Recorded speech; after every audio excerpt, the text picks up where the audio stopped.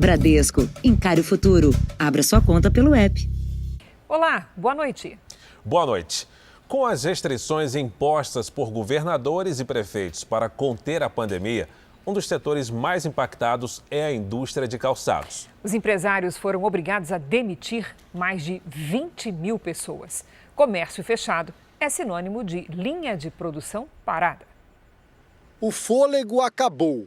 A dona de 2 lojas de calçados aguentou firme os primeiros meses da pandemia, mas com a segunda onda foi obrigada a fechar uma das unidades e demitir os funcionários. Tínhamos 20 funcionários na empresa e hoje agora temos 7 funcionários. A gente sente uma responsabilidade ali, sabe que são pais de família, muitos ali que dependem do serviço mesmo para levar o pão para casa. É bem complicado, mas infelizmente já não tinha mais o que fazer, né? Demissões no varejo e na indústria. Depois de 15 anos trabalhando na mesma empresa em Porto Alegre, Elisete foi dispensada na semana passada e não tem perspectiva de uma nova vaga. Não só eu, vários colegas também foram demitidos agora nessa pandemia. Eu estou muito preocupada, né? Hoje não tem como indicar em lugar nenhum. A crise da pandemia obrigou o setor calçadista a cortar 21 mil vagas em 2020. As exportações tiveram o pior resultado em 37 anos. E com isso a produção caiu mais de 18%. A queda na produção e a onda de demissões são resultado do fechamento do comércio, principalmente aqui no estado de São Paulo, responsável pelas vendas de 40% de toda a produção nacional de calçados. Enquanto as portas das lojas de sapatos e tênis estiverem fechadas, não há perspectiva de retomada. Infelizmente, se a recuperação não vier numa certa velocidade ou se não tiver uma proteção ao emprego, vai ter desemprego e o fechamento de indústrias também. Este dono de uma rede de lojas gostaria de estar mais otimista, mas teme que o prolongamento das restrições comprometa ainda mais o caixa e o número de funcionários. 30 já foram demitidos. Vamos ter que amargar muitas demissões a mais, vamos ter que amargar muitas lojas fechando e muita gente indo aos bancos emprestar dinheiro porque não vão ter condição de pagar suas contas. Isso é fato. Veja agora outros destaques do dia. Polícia Federal troca superintendente que apresentou notícia-crime contra o ministro Ricardo Salles. Mais de 60% das cidades paulistas não têm remédios do kit intubação. Em entrevista a Roberto Cabrini, uma ex-namorada de Dr. Jairinho revela detalhes da agressão que teria sofrido junto com o filho. E na série especial, passageiros do transporte em Belo Horizonte chegam a dividir com outras 7 pessoas o mesmo metro quadrado.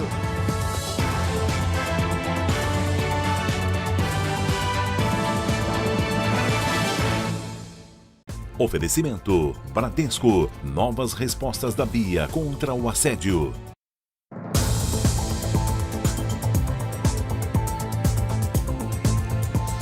A variante brasileira do coronavírus, a sobrecarga no sistema de saúde e a alta nas infecções criaram uma nova característica entre os doentes com a Covid-19. O número de jovens entre as vítimas está maior. A mortalidade entre eles cresceu quase 200% entre fevereiro e março e aumentou ainda mais os números parciais de abril. Se primeiro foram os idosos ainda em risco, com maiores taxas de mortalidade, uma curva crescente não exclui nenhuma faixa etária. Agora é um momento que nós jovens estamos sim muito preocupados. O cuidado está muito grande, não só pelos nossos familiares, como por nós mesmos. O irmão do Rodrigo morreu vítima da Covid-19 na segunda da semana passada, aos 37 anos. Era saudável. Além da perda, a família não se conforma com a peregrinação, com o sofrimento. Nos primeiros 3 dias ele ficou numa poltrona, numa sala de espera, vamos dizer assim, espera por leitos. Não tinha só ele, tinha muita gente. A gente sentiu na pele tudo o que acontece, a gente vê na televisão e a gente acha que nunca vai acontecer com a gente. A Associação de Medicina Intensiva Brasileira fez um amplo estudo envolvendo quase 21 mil UTIs de hospitais públicos e privados do país. O resultado da pesquisa mostra que a taxa de mortalidade de pacientes com Covid com até 45 anos aumentou 193% nos meses de fevereiro e março desse ano, se for comparada com os meses de setembro, outubro e novembro do ano passado. A taxa de mortes salta de 13,1% no primeiro período para 38,5% no segundo, de acordo com a Associação de Medicina. Entre os mais jovens, no fim do ano passado, 43,2% dos pacientes com idades entre 18 e 44 anos que dependiam de ventilação mecânica morreram. No início desse ano, o número subiu para 51,1%. Dados atualizados de abril mostram uma situação ainda mais preocupante. No estado de São Paulo, se forem comparados os 10 primeiros dias de fevereiro com o mesmo período desse mês, o crescimento de mortes entre pessoas com idades entre 20 e 29 anos aumentou 527,8%. Em Minas Gerais, o número de mortes entre jovens triplicou.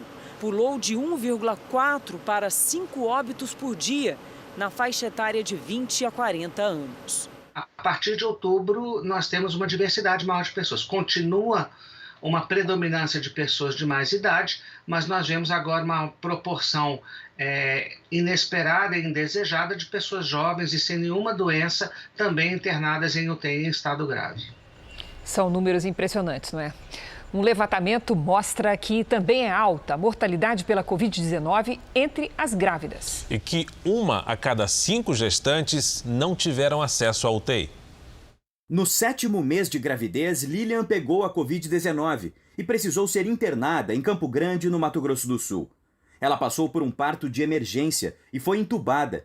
Lilian e o filho Arthur seguem hospitalizados. É triste ver a pessoa lá dentro e a gente não saber como que ela tá lá dentro, né? Como que ela vai sair de lá, né? Em Vila Velha, no Espírito Santo, a Caroline não resistiu à Covid-19. Aos 7 meses de gestação, foi infectada pelo coronavírus. Morreu 3 dias depois da cesariana de emergência. A bebê, prematura, continua internada. De acordo com o Observatório Obstétrico Brasileiro, desde o início da pandemia, 9.479 gestantes e mulheres com recém-nascidos ficaram doentes por causa do novo coronavírus. 738 morreram. E a taxa de mortalidade subiu neste ano. Nos primeiros meses de 2021, 22 gestantes ou mulheres que acabaram de dar à luz morreram por semana no país. Mais que o dobro da média semanal do ano passado. Estudos feitos nos Estados Unidos já mostravam que a gestação e o pós-parto aumentam a chance de complicações e morte por Covid-19. Mas aqui no Brasil, o alto número de óbitos nas mulheres que fazem parte deste grupo está relacionado à falta de assistência adequada. Nós não temos, por exemplo, uma rede de UTI específica para gestantes e puérperas. E cuidar de uma gestante é muito diferente de você cuidar de alguém que não tem uma gestação. Porque as próprias modificações da gravidez fazem com que o organismo da gestante seja diferente. Eu preciso ter um intensivista, eu preciso ter um obstetra e eu preciso que nesse hospital tenha um neonatologista. A professora faz parte do Observatório Obstétrico Brasileiro, que identificou ainda, entre as mortes, que 1 em cada 5 mulheres grávidas ou que acabaram de fazer o parto não tiveram acesso à UTI. E 1 em cada 3 não tiveram acesso à intubação, que é o último recurso quando há o comprometimento da função pulmonar. Nós abrimos essa edição do Jornal da Record com os problemas do setor de calçados, mas são muitos os segmentos em dificuldades nesse momento no país. 91% dos donos de bares e restaurantes, por exemplo, tiveram problemas para pagar os salários de abril. Em todo o Brasil, 300 mil estabelecimentos já fecharam por causa da pandemia. Com um abre e fecha durante a pandemia, este restaurante, que servia 300 almoços por dia, viu o funcionamento se tornar insustentável. E é como um filho, assim, porque é uma coisa que desde o planejamento, tu escolhe as florzinhas, escolhe as cores, escolhe o que vai servir, ou como é que vai montar o cardápio, todos os detalhes, e daí depois vê assim, que não tem mais como manter. A última funcionária foi demitida em março. Passa de 1 milhão o número de desempregados no setor desde o início da pandemia. Em todo o Brasil, cerca de 300 mil bares e restaurantes fecharam as portas. Um cenário que pode se agravar ainda mais, tendo em vista os índices elevados de endividamento e prejuízo no ramo gastronômico. 76% dos donos de bares e restaurantes estão com pagamentos em atraso e 91% deles tiveram dificuldades para pagar os salários em abril. O levantamento foi divulgado pela Associação Brasileira de Bares e Restaurantes. Segundo a entidade, se nada for feito, a crise pode tornar ainda mais caro comer fora de casa. Os custos dos alimentos, dos aluguéis, da força de trabalho e das dívidas podem ser repassados ao bolso dos clientes. Nós, donos de restaurantes, estamos empenhados em fazer todo e qualquer esforço possível para não repassar o que a gente deveria repassar para o cliente. Mas, inevitavelmente, alguma coisa a gente vai ter que repassar. A gente precisa de um tratamento mais específico para a retomada da economia no meu setor.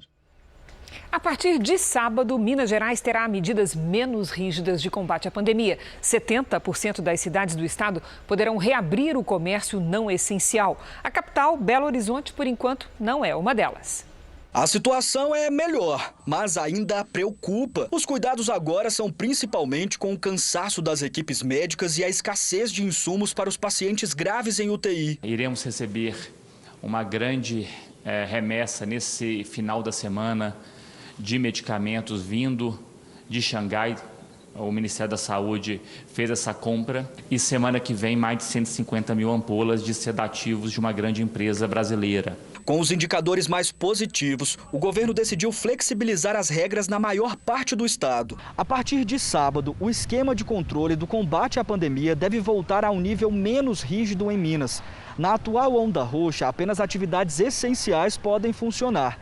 Na progressão para a onda vermelha, bares, academias e salões de beleza podem abrir, desde que cumpram regras de higienização, distanciamento social e limite de público. Em Belo Horizonte, as atividades consideradas não essenciais ainda estão fechadas. O esquema de flexibilização será discutido pelo comitê que coordena a crise. A prefeitura da capital permite a abertura de igrejas, por exemplo, mas sem celebrações presenciais. O governo do estado não proíbe os cultos, desde que as medidas de prevenção sejam respeitadas. Até o fim de semana, Minas deve receber novo lote com mais de 630 mil doses das vacinas Coronavac e AstraZeneca Oxford. O Jornal da Record traz agora os números da pandemia. Segundo o Ministério da Saúde, o país tem 13.746.000 casos de Covid-19. São mais de 365 mil mortos. Foram 3.560 registros de mortes nas últimas 24 horas. Também entre ontem e hoje, 65 mil pessoas se recuperaram. No total, já são 12.236.000 pacientes curados e 1.144.000 seguem em acompanhamento. A Organização Mundial de Saúde revelou hoje que as mortes na Europa causadas pela Covid-19 ultrapassaram 1 milhão. Para a OMS, a situação do continente ainda é muito séria, com 1,5 milhão de novos casos a cada semana. Hoje, a França passou da marca dos 100 mil mortos, mas já existem sinais de que a transmissão esteja diminuindo entre os idosos vacinados. A participação dos maiores de 80 anos nas mortes está em 30%, o menor número desde o início da pandemia. Já a França passou dos 100 mil óbitos pela doença. Na Índia, o número de infectados pela Covid não para de subir. A situação é tão grave que 2 pacientes precisam dividir o mesmo leito. A cena se repete em um dos maiores hospitais de Nova Delhi, a capital do país. Pessoas doentes compartilhando a mesma cama. Segundo o diretor, o hospital está sobrecarregado. A Índia vive uma nova onda da Covid-19. Nas últimas 24 horas, foram registrados 200 mil novos casos da doença. Agora, o caso Henri Borel. A polícia ainda avalia o pedido de defesa da mãe do menino para que preste novo depoimento. Uma testemunha, a cabeleireira de Monique Medeiros, também foi ouvida no inquérito que investiga a morte do garoto de 4 anos de idade. Uma cabeleireira desse salão de beleza trouxe novas informações que revelam os bastidores do dia 12 de fevereiro, quando Henri teria sido torturado pelo vereador Dr. Jairinho. A funcionária declarou que durante o atendimento, Monique Medeiros fez uma chamada de vídeo com o filho, que perguntava: "Mãe, eu atrapalho?" O tio disse que eu te atrapalho. A mãe respondeu que não, e o filho, em um choro manhoso, pediu: "Mamãe, vem para casa." A cabeleireira acrescentou que não se recorda se Henri teria dito "o tio bateu" ou "o tio brigou". Minutos depois, a funcionária afirmou que Monique estava exaltada e gritava com Jairinho: "Você nunca mais fale que meu filho me atrapalha, porque ele não me atrapalha em nada."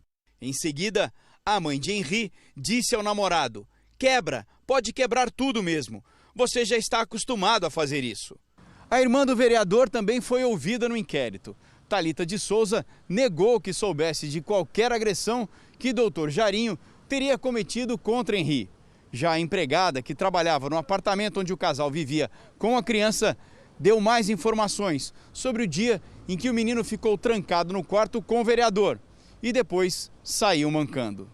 Leila Rosângela destacou que se surpreendeu ao ver Henri sair correndo do sofá e pular no colo de Jairinho e abraçá-lo. Logo em seguida, Jairinho chamou Henri para o quarto do casal e lá ficaram por 10 minutos. Depois disso, viu Henri correndo para o colo de Tainá, a babá, e que o menino estava com cara de apavorado. Rosângela ainda informou que Monique dava ao filho, 3 vezes ao dia, remédio para ansiedade. Ainda hoje, o Jornal da Record mostra uma entrevista exclusiva de Roberto Cabrini com uma mulher que namorou o Dr. Jairinho por 6 anos. Ela conta detalhes da relação e de uma agressão que diz ter sofrido com o filho. Veja a seguir, Polícia Federal troca 11 cargos de chefia. Entre eles, o superintendente que pediu investigação do ministro Ricardo Salles. E na série especial, a situação caótica do transporte público em Belo Horizonte.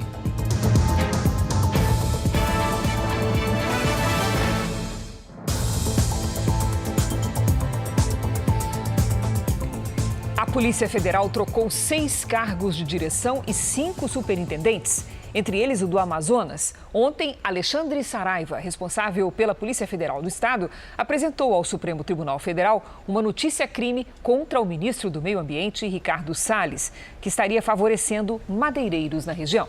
Já o presidente Bolsonaro enviou uma carta ao americano Joe Biden em que afirma estar comprometido com o meio ambiente. O presidente foi a São Paulo participar da troca do Comando Militar do Sudeste e retornou a Brasília no meio da tarde. A carta ao presidente americano foi divulgada hoje. Nela, Jair Bolsonaro afirma que vai participar da Cúpula do Clima, que será realizada virtualmente na semana que vem pelo presidente americano, e se compromete a alcançar a neutralidade climática, o que significa zerar nossas emissões até 2060. E ainda fala da possibilidade de antecipar em 10 anos essa meta, caso o país consiga recursos para viabilizar o objetivo. O presidente também diz ser possível eliminar o desmatamento ilegal no Brasil até 2030. O vice-presidente responsável pelo Conselho da Amazônia comentou essa meta diante do aumento do desmatamento da floresta. A crítica faz parte, né? Mas vamos lembrar o seguinte, qual é a nossa NDC, né, em relação a desmatamento ilegal? É chegar a 2030 com ele zerado. Então nós temos que ir por etapas.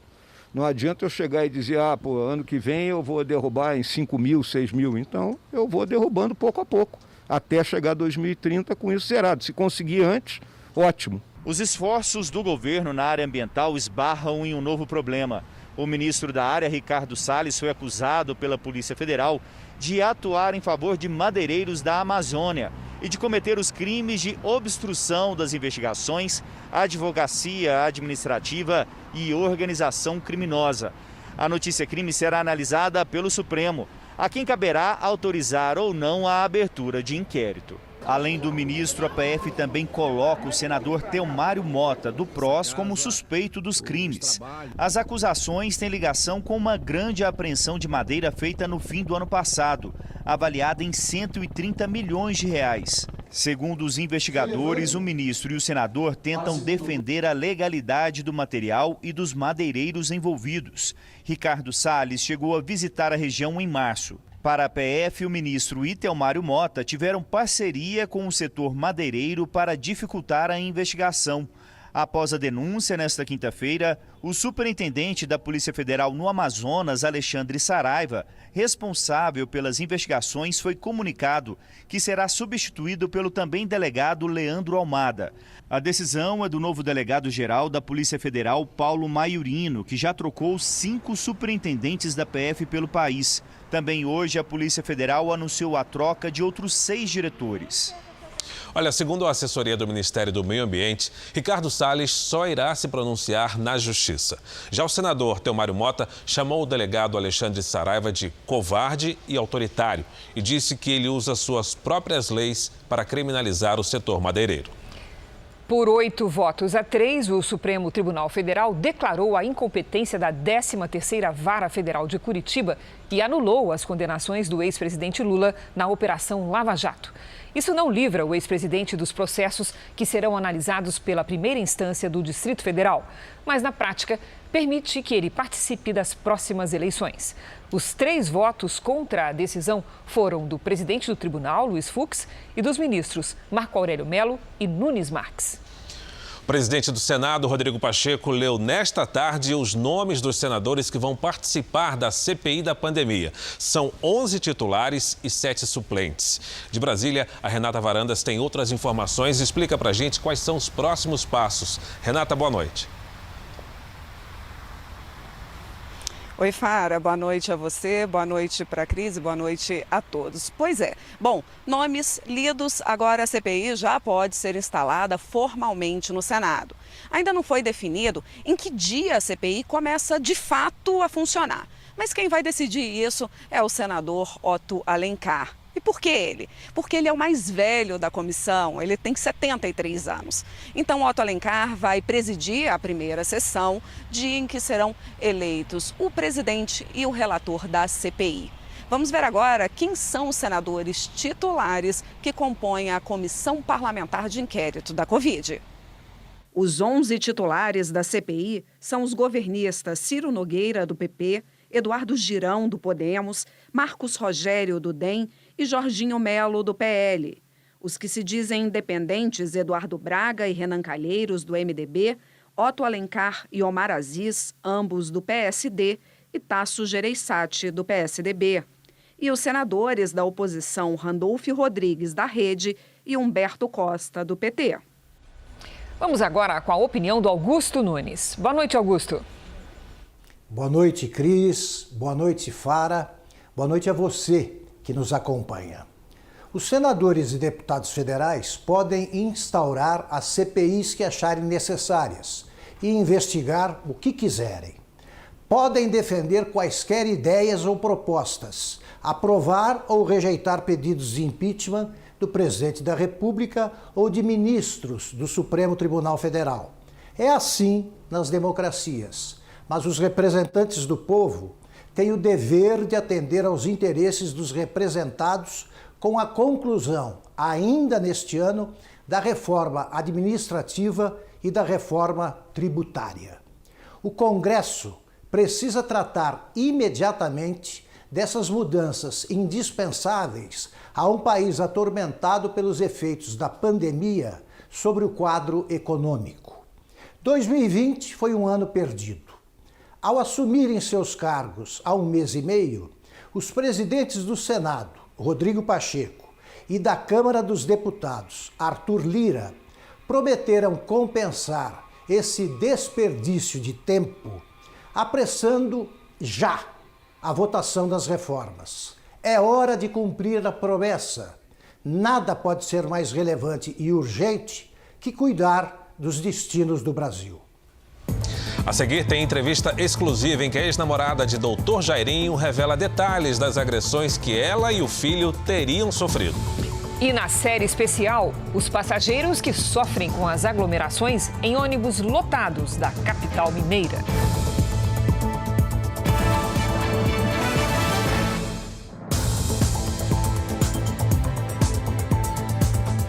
O jornalista Roberto Cabrini entrevistou com exclusividade uma ex-namorada do vereador Dr. Jairinho, suspeito de matar o menino Henri.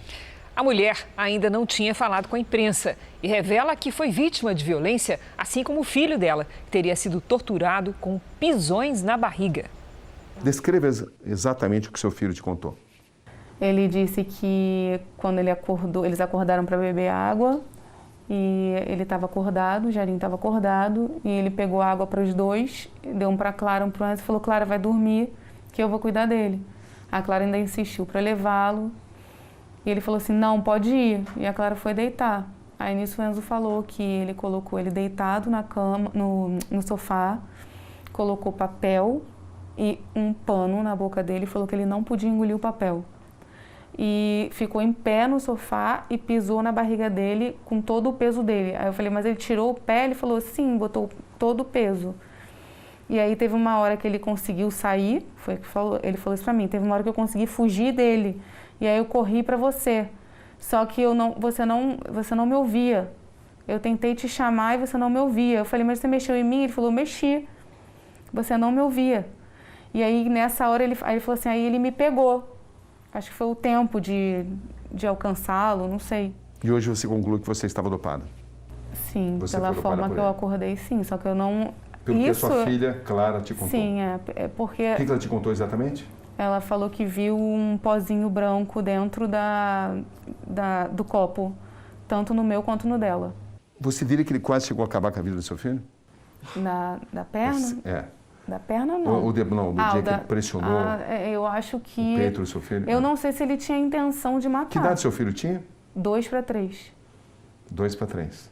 E esse foi o acontecimento... Que marcou ele. Mais marcante, o seu filho. Foi o que ele falou, sim. Eu vejo lágrimas nos seus olhos. É difícil falar. Por quê? Eu não consigo imaginar o que ele possa ter passado. O seu filho. E o que esse menininho passou também, e até essa menina. Eu acho que se não tivesse acontecido isso hoje, eu vejo que ele não ia parar. Ele não ia parar. Algo compulsivo? Parece. É assustador. Que outros comportamentos você se recorda, assim? Esses comportamentos agressivos comigo é o que eu mais via, porque quando ele não era agressivo, ele era bonzinho. E outra coisa que ele é muito mentiroso. Ele mente demais. Ele mente o tempo inteiro. No que eu digo no relacionamento. As coisas que ele falava pra mim e o que ele estava fazendo. Ele conseguia estar comigo e com a Monique, se bobear estava com outras, estava com a ex-mulher e estava querendo ficar comigo. E era assim. Mentia, manipulava, controlava? Muito. Controlava muito. E ameaçava? Eu fui ameaçada. De que forma? Quando eu falei que eu ia contar que ele estava vindo atrás de mim toda hora, eu ia falar para a ex-esposa dele, que na época eu estava com ela, e ele falou que ia me machucar onde mais me machucava. O que você entendeu disso? Que ele ia machucar meus filhos. Onde mais me machuca não é a mim, são os meus filhos. Eu entendi assim. E qual foi a sua reação? Eu parti para cima dele, empurrei ele e coloquei ele para fora da minha casa. Essa foi a minha reação. Qual foi o dia que ele foi mais violento? O dia que ele foi mais violento, a primeira vez, que foi quando ele me enforcou, e a última vez, que foi quando ele se descontrolou e ficou me agarrando pelo pescoço, mordeu minha cabeça. Fiquei muito assustada ali. Foi muito tempo também, não foi uma coisa rápida. Ele ficou muito tempo fazendo isso. Entre eu puxar e eu tentar correr para o carro e ele me puxar de volta para casa. Nesse dia, acho que foi o pior. Até que ponto você acha que fez tudo o que você poderia para evitar isso? Até que ponto você poderia tê-lo denunciado? Quando eu descobri que ele estava com a Monique, eu entrei em contato com ela, conversei muito com ela. E uma das coisas que eu conversei com ela, porque era o que eu tinha para falar mesmo, que foram as agressões que eu sofri dele. Até porque até então eu não tinha nada que eu soubesse para falar a respeito do que aconteceu com meu filho. O que eu falei para ela foi do que ele fazia comigo. Você se sente mais aliviada agora? Sim. Como é que você se sente exatamente? Apesar de estar aliviada de ter falado, porque eu sei que eu posso contribuir falando isso. Apesar do alívio, eu continuo sentindo medo. Eu não sei o que pode acontecer. Medo do quê? Do que ele pode fazer, se ele vai ficar com raiva. Tenho medo. Mesmo ele estando preso? Claro. Sim, ele é influente, eu tenho medo. Do que ele é capaz? Depois de ver tudo isso, se ele realmente fez isso com esse menino, pelo que ele fez com meu filho, eu acredito que ele seja capaz de tudo. Mas, assim, eu vi que chegou num ponto que eu precisava falar, até para não piorar as coisas, para mim, no caso. O que você não falou no primeiro depoimento à polícia? Eu respondi as perguntas que foram feitas, mas eu não disse que eu era agredida. Eu preferi não dizer, para me proteger. E não falei nada do Enzo, porque eu não sabia dessas questões que ele contou agora. Do pisar na barriga, de comer papel, de botar pano na boca, de botar saco e entrar no carro. Eu não sabia. Mas não contei tudo porque eu ainda tenho muito medo. E agora você vai contar tudo isso à polícia? Ainda mais que meu filho falou, né? Se ele agora contou, talvez ele estivesse precisando falar e nunca falou. Você tem consciência da importância desse seu novo depoimento? Sim. E você vai fazer a sua parte? Claro. É uma decisão tomada? Sim, já. O que você espera de tudo isso? Eu espero justiça. Não só por essas crianças, mas as nossas estão, né? Tanto os meus quanto da outra menina. O Henri não tá. Ele não teve chance de se defender. Infelizmente, ele morreu. A entrevista completa com a ex-namorada do Dr. Jairinho você acompanha no Domingo Espetacular. Em Goiás, 7 aviões que eram usados para o tráfico internacional de drogas foram apreendidos. Uma das aeronaves da quadrilha chegou a ser interceptada pela Força Aérea Colombiana quando entrava no país vizinho, buscando drogas. Para não ser abatido, o avião foi obrigado a pousar. A investigação começou há cerca de 2 anos, após um dos pilotos da quadrilha ser flagrado em um helicóptero com um prefixo clonado. Meses depois, o mesmo piloto foi preso novamente, com $1 milhão em dinheiro vivo, no Pará. E isso despertou uma atenção maior da Polícia Civil do Estado de Goiás, ocasião em que nós intensificamos o monitoramento dessa organização criminosa. A quadrilha utilizava as aeronaves para trazer drogas para o Brasil, principalmente pasta base de cocaína. 4 pessoas foram presas, seriam os líderes da organização criminosa que tem ramificações em todo o país. Foram cumpridos ainda 17 mandados de busca e apreensão em Goiás, Mato Grosso, São Paulo e Santa Catarina. Na casa de um dos líderes, em um condomínio de luxo de Goiânia, a polícia encontrou armas de fogo e um trem de pouso. Os bens dos investigados foram bloqueados pela Justiça. Não adianta prender apenas o piloto, não adianta apenas apreender a droga, né? Você só consegue realmente combater organizações criminosas com a constrição patrimonial. Depois do alerta de São Paulo sobre a urgência em receber o kit intubação, mais de 60% das unidades municipais de saúde do estado estão sem os medicamentos. 2 unidades de saúde da cidade de Francisco Morato, na região metropolitana de São Paulo, estão com os estoques de alguns medicamentos zerados. O problema é que não tem no mercado a medicação. Não é que os hospitais não compram, o governo não fornece, não é isso. O problema é que não dá conta de produzir. O kit intubação inclui anestésicos, relaxantes musculares e sedativos, e são essenciais para manter o bem-estar do paciente durante o uso do tubo. Um levantamento divulgado hoje pelo Conselho de Secretários Municipais de Saúde de São Paulo mostrou que o estoque de sedativos está zerado em 61% das cidades. E a falta de neurobloqueadores atinge 68% delas. A saída foi substituir os remédios por outros, mas essa troca não é tão simples. É como você, por exemplo, você está habituado a dirigir um determinado carro e te dão um caminhão, ou vice-versa. E você tem que aprender. Até isso tem também um aprendizado dos protocolos das unidades. Já a presidente do Comitê de Sedação da Associação de Medicina Intensiva Brasileira acredita que os medicamentos alternativos não colocam em risco a vida dos pacientes graves de Covid-19.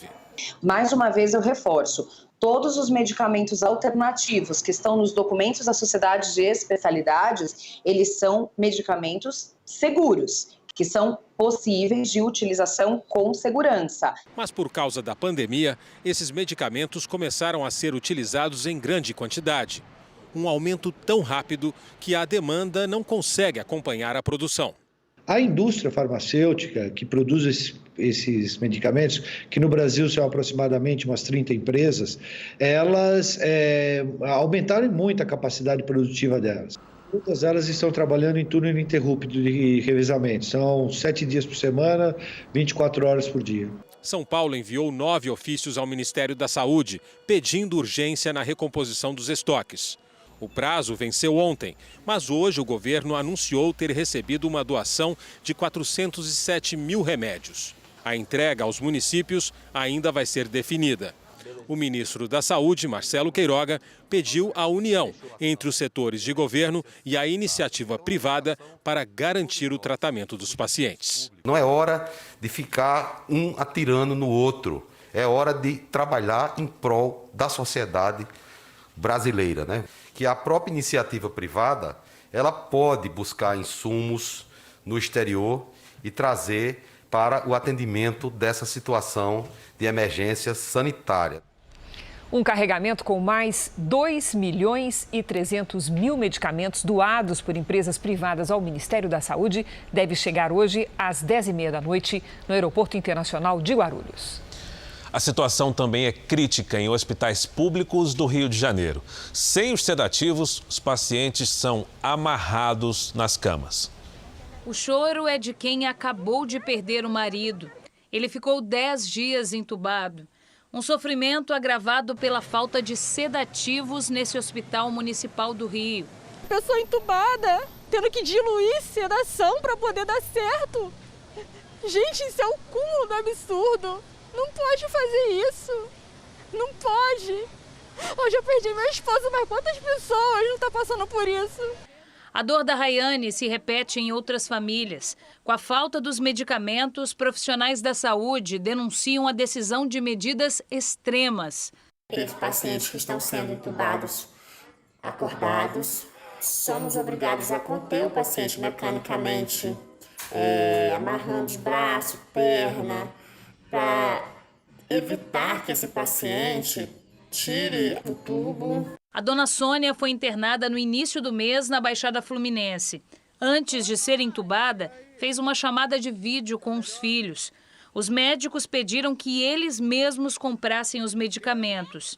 A gente correu atrás, ligou para várias farmácias, eu liguei para a farmácia de outro estado, nenhum deles tem. A intubação é necessária quando o paciente perde a capacidade de respirar sozinho. Ela é usada nos casos mais graves da Covid-19.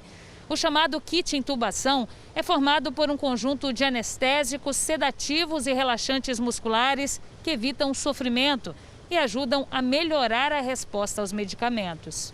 Se a gente não tem essas medicações, o que pode acontecer?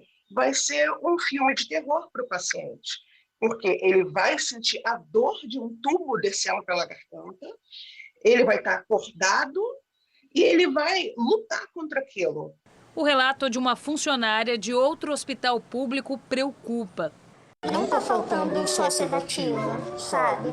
Está faltando várias outras medicações que são de baixo custo, mas que já não tem mais. Depois de perder o marido para a Covid-19, a dona Neuza também está com a filha internada com a doença. Sem medicamento adequado, a família arcou com a despesa para manter a sedação dela. Isso é uma crueldade muito grande. Eu estou aqui para fazer um apelo para as autoridades, para eles enxergar o que está acontecendo com o nosso Brasil, com as nossas vidas. A Secretaria Estadual de Saúde do Rio de Janeiro informou que realiza um processo de compra para suprir a necessidade nos próximos 3 meses. A direção do Hospital Municipal informou que a falta de insumos e medicamentos é pontual. Vamos ver como é que está a vacinação em todo o país? Entre ontem e hoje, quase 502 mil pessoas foram imunizadas contra o coronavírus. Com isso, mais de 25.393.000 brasileiros já receberam a primeira dose da vacina, o que significa quase 12% da população do país. A vacinação no Rio de Janeiro está garantida ao menos até o fim desta semana. O estado recebeu 215 mil novas doses. Ao todo, já receberam a primeira dose mais de 1.700.000 cariocas, o que corresponde a 10,31% da população. A baixa procura pela segunda dose preocupa em Rondônia, onde mais de 186 mil doses foram aplicadas, o que corresponde a 10,39% da população do estado. Em Mato Grosso, quase 295 mil pessoas foram vacinadas, 8,36% dos moradores. E no Maranhão, mais de 629 mil pessoas já foram imunizadas, o que corresponde a 8,84% dos maranhenses. E no nosso portal r7.com, você pode acompanhar a situação de todos os estados no nosso mapa interativo. A Associação Brasileira de Rádio e Televisão pediu ao governo federal a inclusão de jornalistas, radialistas e outros profissionais da comunicação no grupo prioritário de vacinação contra a Covid-19. O pedido feito pela Abratel se baseia no decreto federal do ano passado, publicado pelo Diário Oficial, que inclui as atividades da imprensa como essenciais durante a pandemia.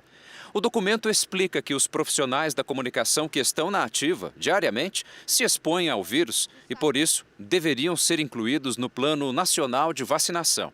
O ofício foi encaminhado ao Congresso Nacional, aos Ministérios das Comunicações e da Saúde e ao presidente Jair Bolsonaro. Nada mais justo de que quem está nessa linha de frente, prestando um serviço considerado essencial, que eles possam ser vacinados, que eles possam ter essa garantia, essa segurança para poder continuar trabalhando. Os jornalistas estão aí cobrindo todo tipo de atividade da sociedade brasileira, as aglomerações que acontecem nos ônibus, nas estações de metrô, nos vagões dos metrôs pelo país. Alguns jornalistas que se aventuram com o espírito de jornalista a ingressar, a entrar no hospital, acompanhar, contar para toda a população a história verdadeira, os fatos. Um levantamento feito pela Federação Nacional dos Jornalistas aponta que o Brasil é o país com o maior número de profissionais da comunicação mortos em todo o mundo por causa do coronavírus. Entre março de 2020 até o mês passado, foram 169 mortes.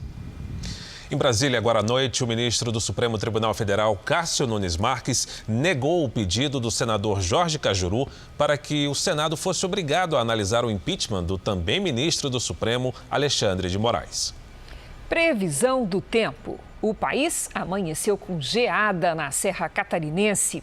Destaque também para temporais e ameaça de enchente no Nordeste. Vamos ver como é que fica o tempo nessa sexta-feira com a Lidiane Sayuri. Boa noite, Lid. Como é que vai ficar o tempo? Bem friozinho por aí? Sem muita mudança, viu? Boa noite para você, para o Fara, para quem nos acompanha. É isso, seguimos bem parecido com o que tivemos hoje. Mais cedo, os pastos da Serra Catarinense ficaram assim cobertos pela geada. Os termômetros chegaram a marcar 0,3 grau. E lá no Nordeste, Lídia, é comum essa chuva nessa época? Olha, nessa quantidade dessa forma não, viu, Cris? O que temos são estes ventos constantes aqui que sopram em direção à costa nordestina. Por isso, a chuva não para. Segundo informações do Serviço Geológico do Brasil, o nível do rio Mundaú subiu quase 2 metros de ontem para hoje. A cidade de União dos Palmares, em Alagoas, está em alerta para a possibilidade de enchente nas próximas horas. Faltam apenas 34 centímetros para isso acontecer. Também há registro de alagamentos em cidades do Tocantins. A chuva segue por toda a região norte até o fim de semana. Já entre o leste de Santa Catarina e o sul do Piauí, tempo firme. Em Curitiba, máxima de 25 graus. Em Campo Grande faz 32 e em Palmas, 31. E o Tempo Delivery essa noite começa com a Paula, Lidiane, lá de Jequié, na Bahia. Vamos lá. Paula, na sexta e no sábado, Jequié se mantém conhecida como a Cidade do Sol, como você bem disse, com máximas de 30 e 31 graus. No domingo, ela passa a ser Cidade do Sol com nuvens também e máxima de 31. Agora pedido triplo do Rio de Janeiro. Olha, Elisângela, Flávia e também a Aline. É pra já, Fara. Pessoal, o Rio registrou hoje a menor temperatura do ano, 16,1 graus. A partir de amanhã já esquenta. Mínima de 19 e máxima de 29. Nada de chuva até sábado. No domingo faz sol e tem pancadas de chuva à tarde. Participe do Tempo Delivery também pelas redes sociais com a hashtag você no JR. E para encerrar, em São Paulo, amanhã, máxima de 27 graus, sem nada de chuva. Obrigada, Lidy. Até amanhã. Obrigado, Lidiane. Nos Estados Unidos, a polícia de Chicago divulgou hoje imagens de um garoto de 13 anos que morreu após ser atingido por um agente de segurança. O vídeo de uma câmera presa ao guarda mostra o policial correndo atrás de Adam Toledo. Ele pede ao garoto que pare e mostre as mãos. Adam se vira e o agente atira. O garoto foi socorrido no local, mas não resistiu aos ferimentos. A polícia alega que Toledo portava uma arma de fogo. Israel completou hoje 73 anos de existência e diversos eventos foram realizados no país para comemorar a data. Caças militares dão um show no céu de Tel Aviv.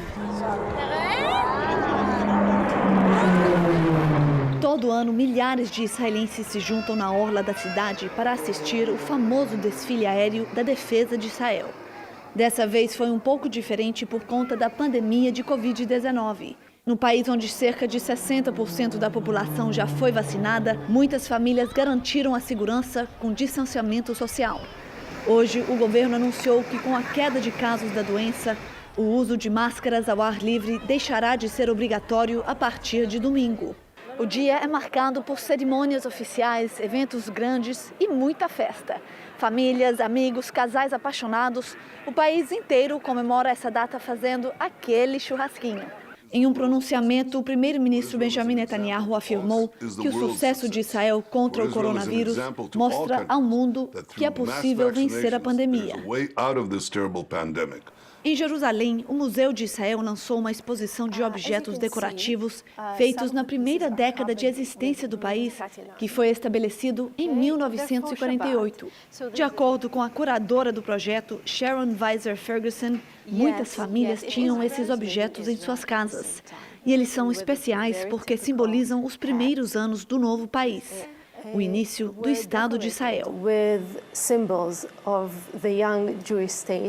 Algumas peças, como essa caixinha dourada, foram feitas para parecer muito mais antigas do que são, para realçar a história por trás do país. A curadora conta que, na época, os primeiros cidadãos decoravam os objetos do dia a dia, como candelabros, tigelas e até peças religiosas com o símbolo do novo Estado. Nós mostramos no início dessa edição que Minas Gerais flexibilizou um pouco as medidas restritivas em 70% das cidades. Mas em Belo Horizonte, pelo menos por enquanto, nada mudou. Muito menos o transporte público. O trabalhador chega a dividir nos ônibus o mesmo metro quadrado com outras 7 pessoas. Estações lotadas, longas filas e aglomeração nas plataformas de embarque. Dentro dos ônibus, não há espaço para o distanciamento social. Pandemia, mostra facinho, você é doido. No transporte público é como se a pandemia não existisse. Isso aqui é um pandemônibus, um assassinato a conta-gotas.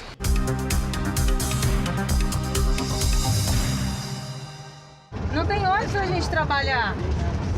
Ninguém tá passeando aqui não, não tem ninguém à toa não. Precisamos de ajuda. O pedido desesperado vem de dentro de um ônibus lotado. Não adianta ficar afastado um do outro, 1 metro, manter o distanciamento, porque dentro do ônibus a aglomeração é desse jeito aqui, ó. É o que a gente está passando todo dia. As imagens foram feitas pela Raquel, que trabalha no setor de triagem de um hospital privado. Ela não tem a opção de ficar em casa. A realidade é a mesma para milhões de brasileiros que temem ser contaminados a caminho do trabalho. Em São Paulo, as aglomerações nos trens, ônibus e metrôs são vistas diariamente. São 4h55 da manhã, o sol ainda nem nasceu e a Raquel já está saindo de casa para trabalhar. Ela encara uma distância de cerca de 30 quilômetros até o trabalho e o trajeto é todo feito de transporte público. E agora a Raquel está indo aqui para o ponto, que fica perto, esperar o primeiro ônibus. Raquel, conta pra gente, são quantos ônibus que você pega todos os dias? 3 ônibus. Ô Raquel, e mesmo tão cedo, o ônibus já vai cheio? Lotado, não tem lugar nem para sentar. E é todo dia assim? Todo dia sim. Para não ficar sozinha esperando no ponto, o marido dela faz companhia. Agora são 5h20 da manhã, o primeiro ônibus que a Raquel pega está chegando agora. Bom dia. Raquel registrou todo o trajeto. A primeira viagem de 20 minutos leva à próxima estação. Olha a situação lá atrás, gente. Isso é um absurdo. Um absurdo. A cada parada, o ônibus fica mais cheio. Não há nenhuma distância capaz de prevenir a contaminação pelo coronavírus. Eu contraí e passei para toda a minha família. E foi assim, só no trajeto de casa para o trabalho.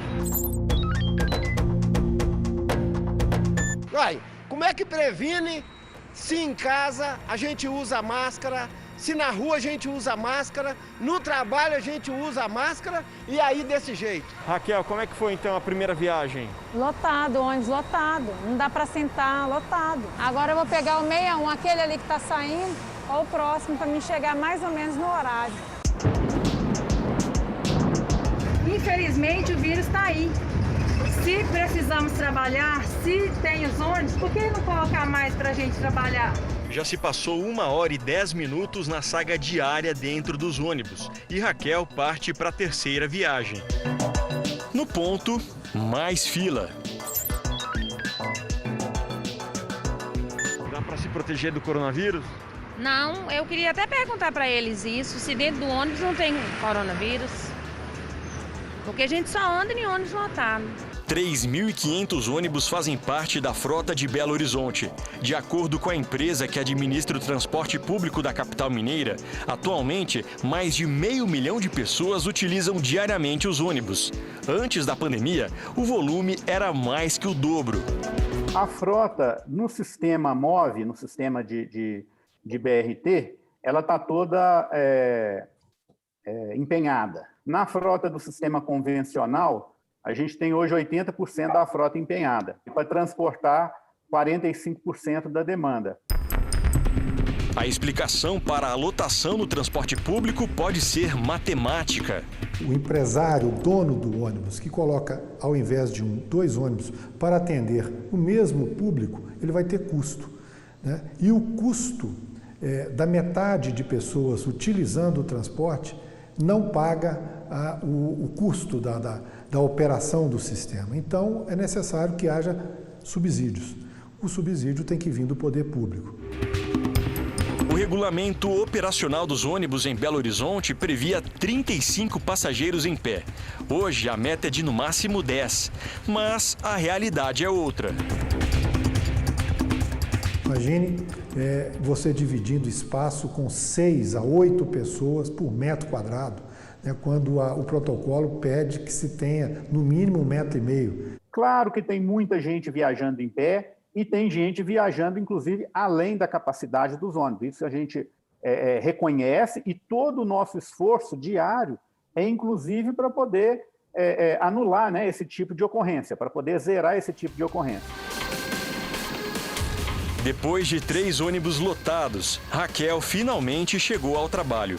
A profissional da saúde já tomou a primeira dose da vacina contra a Covid, mas tem medo, porque além de estar na linha de frente, tem que encarar todos os dias o transporte público.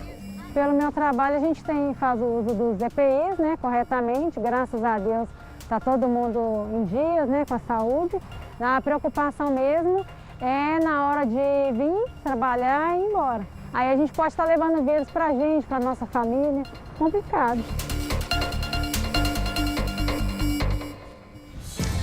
O Jornal da Record termina aqui. A edição de hoje na íntegra e também a nossa versão em podcast estão no Play Plus e em todas as nossas plataformas digitais. E à 00:30 tem mais Jornal da Record. Fique agora com a novela Gênesis. A gente se vê amanhã. Até lá. Excelente noite para você e até amanhã.